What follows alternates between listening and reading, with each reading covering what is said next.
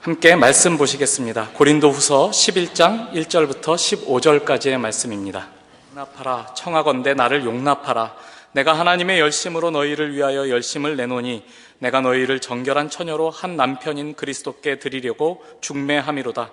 그러나 나는 뱀이 그 간계로 하와를 미혹한 것 같이 너희 마음이 그리스도를 향하는 진실함과 깨끗함에서 떠나 부패할까 두려워하노라. 만일 누가 가서 우리가 전파하지 아니한 다른 예수를 전파하거나 혹은 너희가 받지 아니한 다른 영을 받게 하거나 혹은 너희가 받지 아니한 다른 복음을 받게 할 때에는 너희가 잘 용납하는구나. 나는 지극히 크다는 사도들보다 부족한 것이 조금도 없는 줄로 생각하노라. 내가 비록 말에는 부족하나 지식에는 그렇지 아니하니 이것을 우리가 모든 사람 가운데서 모든 일로 너희에게 나타내었노라. 내가 너희를 높이려고 나를 낮추어 하나님의 복음을 값없이 너희에게 전함으로 죄를 지었느냐? 내가 너희를 섬기기 위하여 다른 여러 교회에서 비용을 받은 것은 탈취한 것이라. 또 내가 너희와 함께 있을 때 비용이 부족하였으되 아무에게도 누를 끼치지 아니하였음은 마게도냐에서 온 형제들이 나의 부족한 것을 보충하였음이라. 내가 모든 일에 너희에게 폐를 끼치지 않기 위하여 스스로 조심하였고 또 조심하리라. 그리스도의 진리가 내 속에 있으니 아가야 지방에서 나의 이 자랑이 막히지 아니하리라. 어떠한 까닭이냐? 내가 너희를 사랑하지 아니함이냐? 하나님이 아시느니라. 나는 내가 해온 그대로 앞으로도 하리니 기회를 찾는 자들이 그 자랑하는 일로 우리와 같이 인정받으려는 그 기회를 끊으려 함이라. 그런 사람들은 거짓 사도요 속이는 일꾼이니 자기를 그리스도의 사도로 가장하는 자들이니라. 이것은 이상한 일이 아니니라.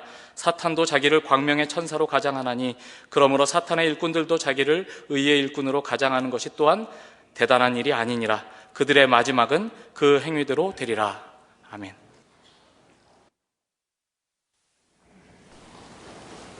고린도후서 10장, 11장, 12장에 걸쳐서 사도 바울이 자신의 사도권을 변호하는 장들입니다. 고린도 교회에게 사도 바울이 그 사도라는 직분에 대한 도전을 받게 됩니다. 우리 고린도전서 할 때 고린도서를 쓰게 된 큰 이유 중에 하나가 분파가 생긴 거였거든요. 나는 바울파다, 나는 예수파다 하는 식으로 여러 유명한 사람들을 앞세워서 그 중에 예수 이름마저도 분파의 한 이름이 되는 그런 분쟁이 생겨서 이제 사도 바울이 급히 편지를 써보내게 되는 것입니다. 교회 안에 분쟁이 있다는 것은 굉장히 난감한 문제이고 또 서로 잘하자고 열심을 부려서 생기는 일이라서 그 해결에 어려움이 있습니다. 진심과 열정을 가졌는데 그 비난을 받거나 책망을 들어야 한다는 것은 누구나 마음에 싫을 것입니다. 근데 이 일은 이제 급기야 사도 바울이 정당한 사도가 아니고 그가 가짜였다 되는 데까지 불이 옮겨 붙으니까 사도 바울이 자신을 변호해야 됐고 그 변호의 내용 속에는 기독교 신앙이 무엇이며 교회가 어떠해야 하는가 하는 것들이 녹아나오게 됩니다. 그래서 우리가 어떤 판단을 할 때 그 기준을 예수 믿는 사람들에게는 어떻게 이해하고 지켜야 하는가 하는 것들이 녹아나오죠. 여기 있는 대로 이제 그 고린도 교회에서 말썽이 되고 문제가 된 자들은 거짓 사도라 이렇게도 지칭되고 있고 바울에 의해서 심하게는 그 13절 보시면 그런 사람들은 거짓 사도요 속이는 일꾼이니 자기를 그리스도의 사도로 가장하는 자들이니라. 이것은 이상한 일이 아니니라. 사탄도 자기를 광명의 천사로 가장하나니 그러므로 사탄의 일꾼들도 자기를 의의 일꾼으로 가장하는 것이 또한 대단한 일이 아니니라. 그들의 마지막은 그 행위대로 되리라. 그러니까 사탄도 광명의 천사로 자신을 가장할 수 있고, 또 우리가 보기에는 어느 쪽이 진짜이고 어느 쪽이 가짜인지 분간하는 것이 만만치 않은 일이라는 것을 사도 바울이 보이고 있습니다. 그러니까 사도 바울이 그들을 이렇게 대담하게 저들은 사단의 일꾼이요. 이제 고린도전서 4장에서는 너희가 우리를 그리스도의 일꾼인 줄 알아야 된다. 자신은 그리스도의 일꾼, 상대방은 사단의 사자, 이렇게 둘을 나누는 것은 가장 크게 기독교 신앙과 교회의 존재가 예수 그리스도로만 근거한다 하는 것을 뚜렷하게 밝히는 것입니다. 한쪽은 그리스도를 근거하고 한쪽은 사단에 의한 회방, 거짓됨, 그리고 분란인데, 그들이 자기네들도 그리스도의 일꾼이라고 가장을 한다는 거죠. 그래서 그걸 어떻게 분간해야 되느냐 하는 것이 어렵습니다. 우리 앞장에서 10장에서도 원래 핵심되는 이 교회에 문제가 생겼을 때 이제 우리가 해야 할 정당한 방법 혹은 이해, 원칙 같은 것들이 제시되는데요. 10장 3절, 우리가 육신으로 행하나 육신에 따라 싸우지 아니하노니 우리의 싸우는 무기는 육신에 속한 것이 아니요 오직 어떤 견고한 진도 무너뜨리는 하나님의 능력이라.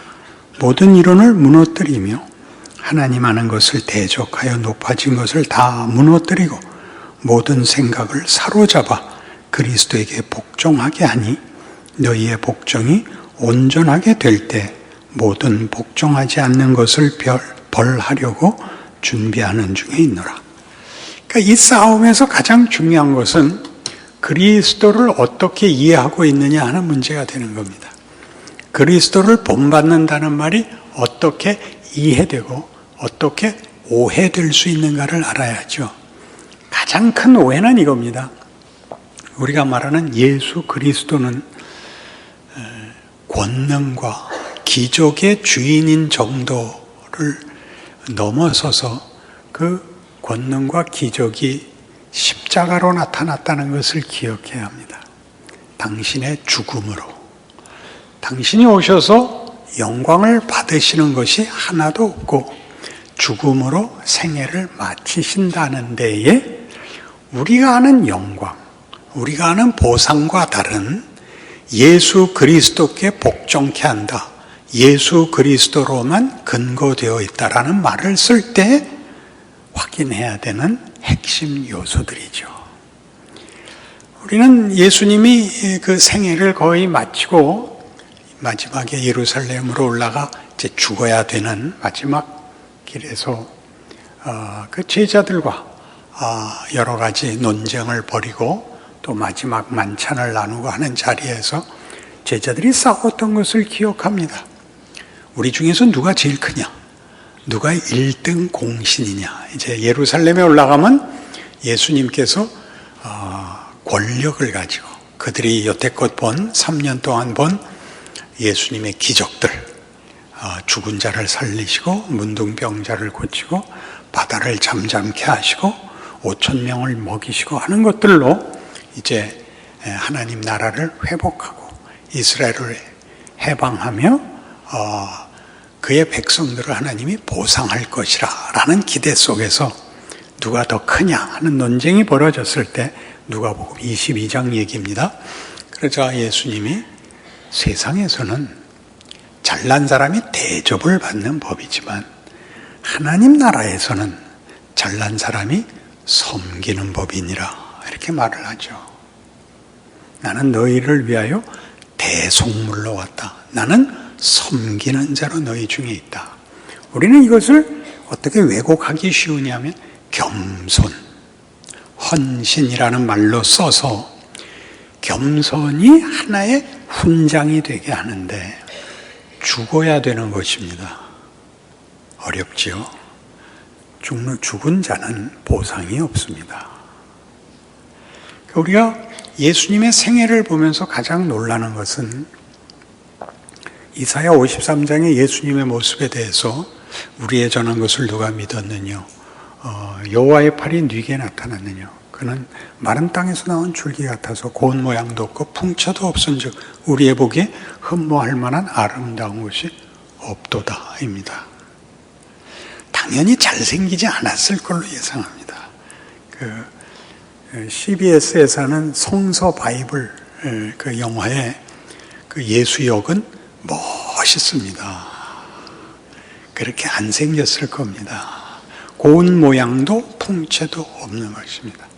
우리가 흠모할 만한 구석이 없고 하나님이 함께 하신다고 전혀 외적으로는 보이지 않는, 그러니까 그가 고난을 겪을 때에도 그 입을 열지 아니하였으며 마치 도수장에 끌려가는 어린 양과 털 깎는 자 앞에 잠잠한 양같이 그 입을 열지 아니하였도다.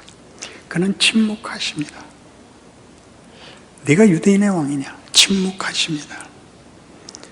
우리 앞에 기적을 행해보라. 십자가에서 내려와보라. 침묵하십니다. 분노가 아닙니다.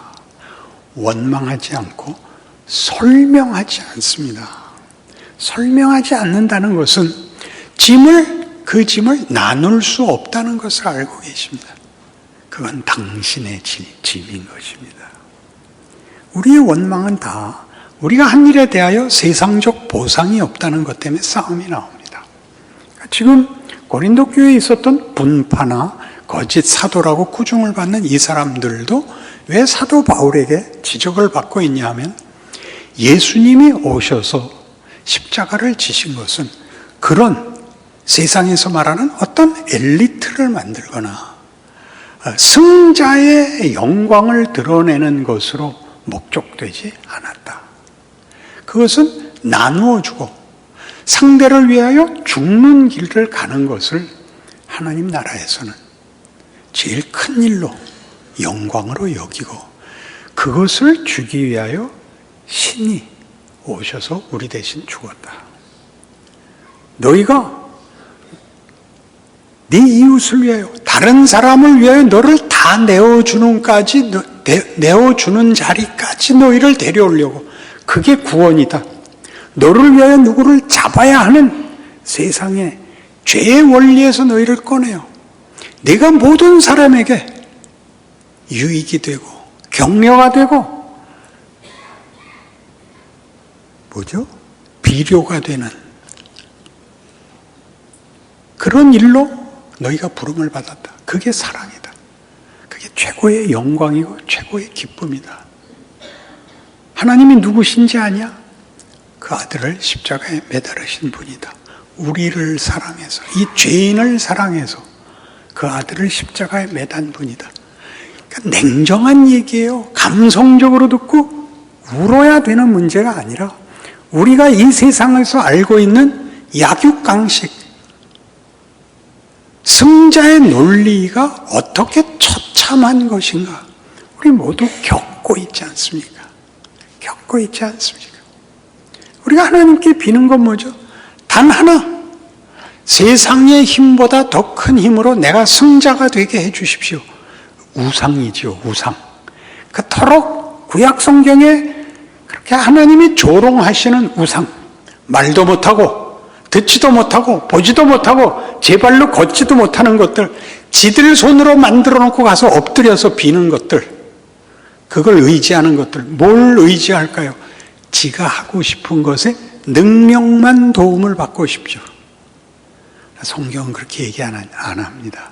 하나님이 우리에게 무엇을 목적하고 있는가, 무엇을 만들려고 하는가에서 세상의 논리로는 이해할 수 없는 져라, 죽어라, 그렇게 얘기합니다. 그럼 받아들여지십니까? 절대 못 받습니다. 성령이 함께 하시지 않으면 받아지지 않습니다. 근데 성령께서 하루아침에 하는 일은 우리 부흥시대에 일어났습니다. 근데 하루아침에 하자, 진도는 빠른데 그 다음 쌓는 일은 문제가 있다. 그게 우리가 지금 맞이한 부흥 후의 시대입니다. 이것을 하루에 하루만큼, 1년에 1년만큼, 10년에 10년만큼 조금씩 쌓아나가는 것이 더 많이 쌓이고, 더 크게 쌓이고, 더 놀랍게 쌓인다. 이것이 하나님이 우리 시대에 허락한 큰 복입니다. 유럽 교회가 쇠퇴하고 교회들 다 이슬람 사원이 되고 그런 거 하나도 겁낼 거 없습니다. 그런 정치적 혹은 무슨 경제적 문제들은 하나도 우리가 걱정할 문제가 아니고, 우리는 우리가 정말 신자인가, 하나님이 나에게 구원을 주셨다는 것을 내가 알아먹고 있는가, 내 인생의 여러 어려움들에 대해서 하나님께 호소할 수 있고 간구할 수 있지만 내가 바라는 답과 하나님이 목적하는 답이 다르다는 것을 어떻게 수긍하고 나갈 것인가, 여기에 진짜 싸움이 있죠. 법은 멀고 주먹은 가까운데 당할 수가 있습니까? 자주 넘어지죠. 자주 타협하죠. 하나님은 그것 인정하십니다. 한 번 더 하자. 이건 네가 다 할 때까지는 안 된다. 너 오래 사는 이유는 네가 아직도 초급반을 수료하지 못했기 때문이다. 너 필요하면 내가 600살도 살게 해주마. 아, 이거 큰일입니다. 아, 이거 큰일이죠. 하나님이 우리를 완성하기 전에는 재림하시지 않을 겁니다. 고통의 시간이 계속 연장될 것입니다.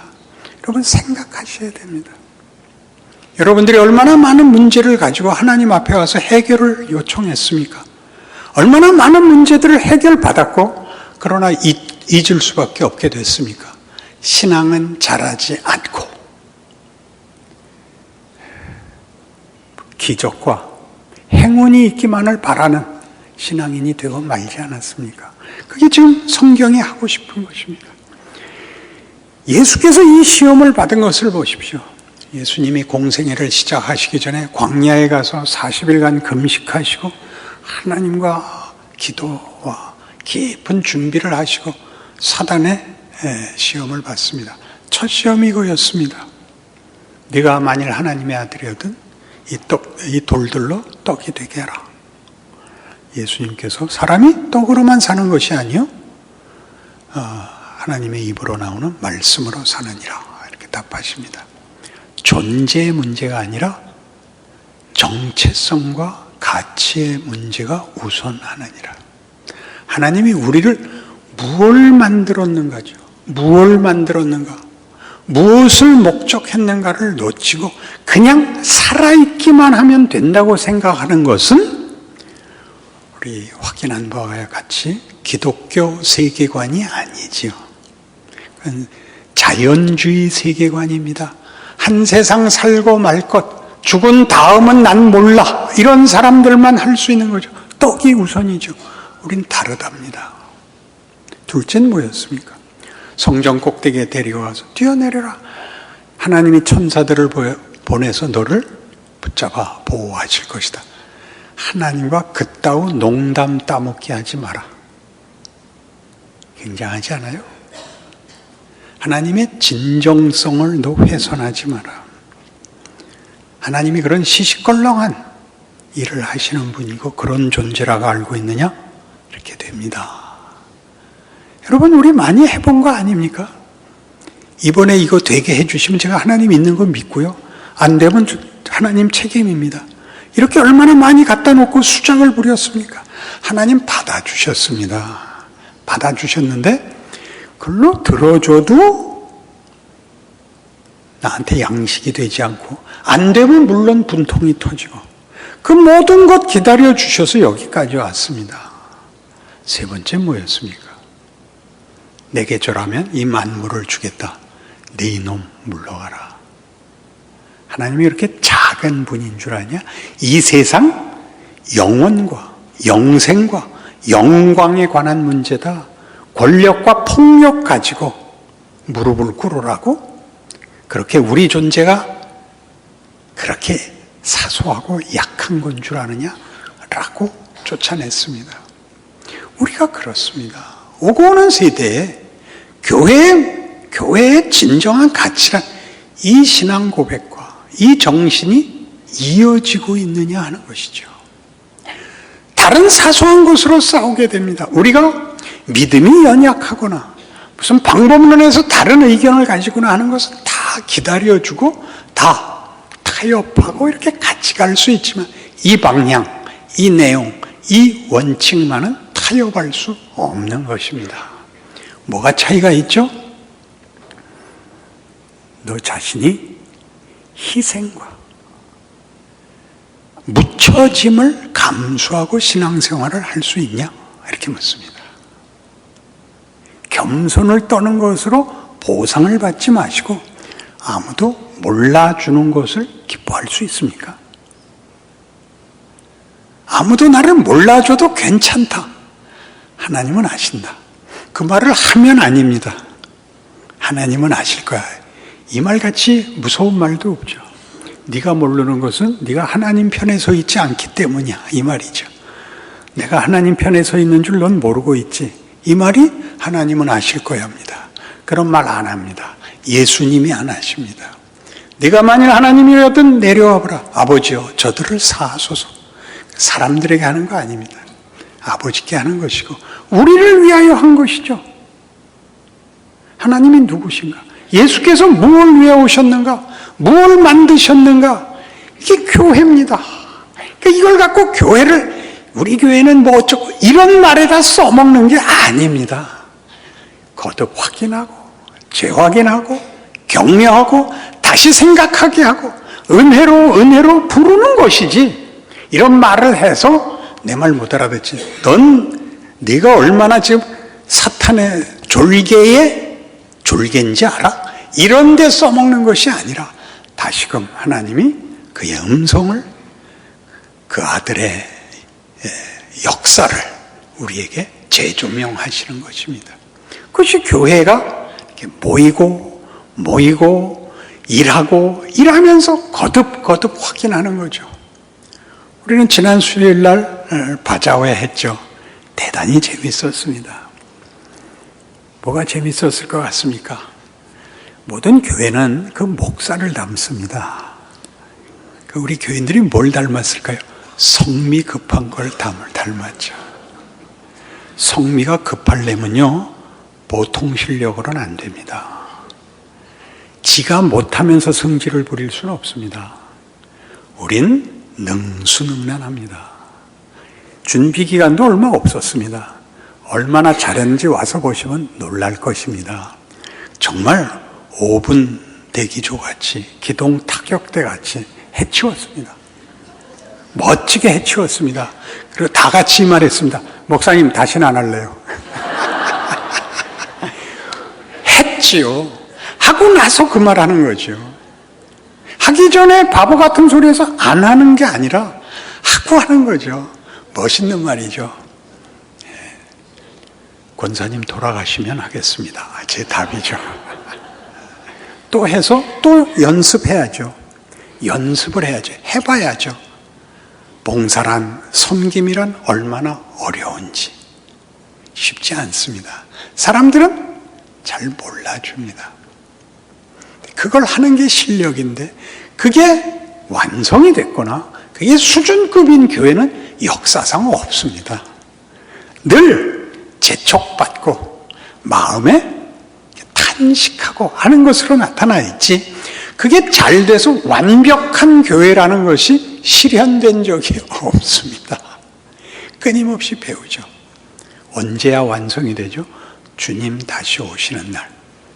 우리가 다 하지 못한 것, 그것을 주께서 이렇게 채워 만드실 것이지 우리 마음에 흔쾌하고 만족스럽게 인생을 마칠 수는 없습니다.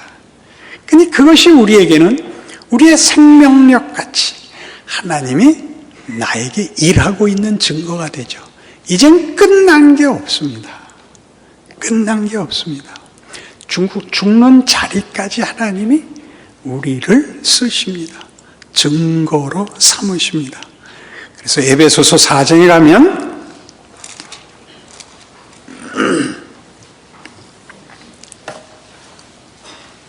13절 우리가 다 하나님의 아들을 믿는 것과 아는 일에 하나가 되어 온전한 사람을 이루어 그리스도의 장성한 분량이 충만한 데까지 이르리니 이는 우리가 이제부터 어린아이가 되지 아니하여 사람의 속임수와 간사한 유혹에 빠져 온갖 교훈의 풍조에 밀려 요동하지 않게 하려 함이라. 오직 사랑 안에서 참된 것을 하여 범사에 그에게까지 자랄지라. 그는 머리니 곧 그리스도라. 그에게서 온몸이 각 마디를 통하여 도움을 받음으로 연결되고 결합되어 각 지체의 분량대로 역사하여 그 몸을 자라게 하며 사랑 안에서 스스로 세우느니라. 자라가라.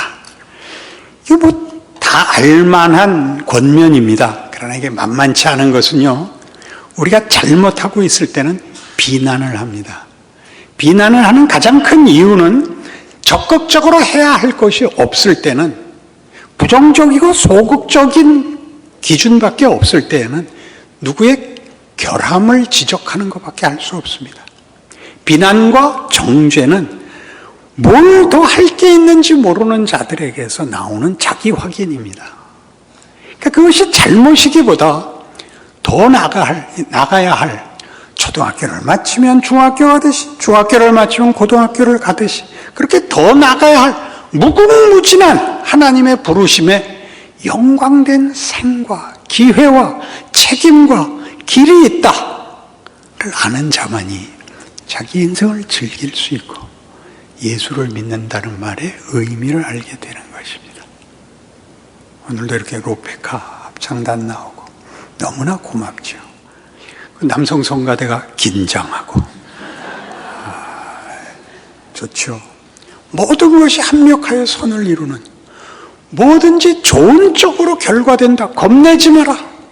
비 오면 비 와서 크고 해 나면 해 나서 크고 바람 불면 바람 불어서 큰다. 걱정 마라. 생명과 성령의 법이 죄와 사망의 법에서 너를 해방했다. 겁내지 마라. 시간은 우리 편이다. 이것이 우리가 가지는 믿음인 것입니다. 그런 넉넉함과 자신의 책임과 정체성을 확인하시고 누리시는 복된 인생을 소유하시기 바랍니다. 기도하십시다. 하나님 아버지, 우리는 참 큰 복을 받았고 큰 구원을 받았으며 하나님 일하시는 그 품에서 오늘을 자리하고 있습니다. 분낼 것도 없고 걱정할 것도 없고 비명을 지를 일도 없습니다. 하나님이 하십니다. 문제는 우리가 아직 믿음이 크지 못했을 수 있고 연약할 수 있습니다. 우리가 열심히 내가 되어야 하는 하나님의 약속과 일하심 속에 있다는 걸 기억하여 다른 데다 책임을 돌리지 말고 우리 자신에게 책임을 돌려 복되고 영광된 오늘을 채워나가는 그런 신실한 인생을 살아내도록 붙들어 주시고 은혜 더하여 주시고 책임지도록 힘 주시옵소서. 우리의 자랑이, 예수 믿는 기쁨이 내 입에서 터져나오는 그런 인생을 살게 하시옵소서. 예수님 이름으로 기도합니다.